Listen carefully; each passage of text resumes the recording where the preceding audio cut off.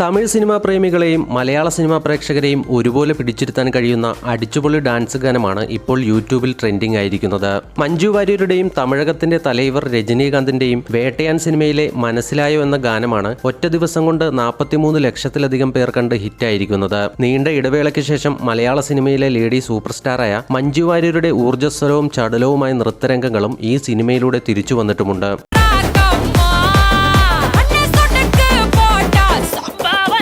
തമിഴ് സിനിമയിൽ മലയാളം വരികൾ കൂട്ടിച്ചേർത്തിരിക്കുന്നു എന്നത് ഈ പാട്ടിന്റെ പ്രത്യേകതകളിൽ ഒന്നാണ്. എന്നാൽ മനസ്സിലായോ പാട്ടിന്റെ പിറകിൽ ഇതിലും വലിയ രഹസ്യമാണ് ഒളിഞ്ഞിരിക്കുന്നത്.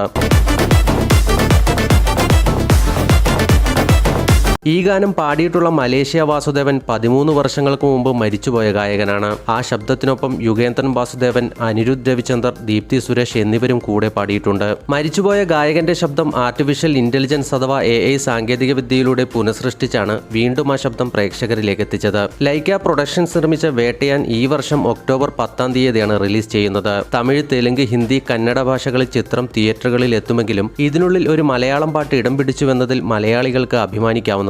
ലൈക്ക പ്രൊഡക്ഷൻസുമായുള്ള രജനീകാന്തിന്റെ 4ാമത് കൂട്ടുകെട്ടാണ് ഈ ചിത്രം. മുമ്പ് എന്തിരൻ 2, ദർബാർ, ലാൽ സലാം സിനിമകൾ ഇതേ നിർമ്മാണ കമ്പനിയുടെ കീഴിൽ നിർമ്മിച്ചവയാണ്. മഞ്ജു വാര്യർ, ഫഹദ് ഫാസിൽ, റാണ ദഗുബട്ടി, ഋതിക സിംഗ്, തുഷാര വിജയൻ എന്നിവരാണ് പ്രധാന വേഷങ്ങളിലെത്തുന്നത്.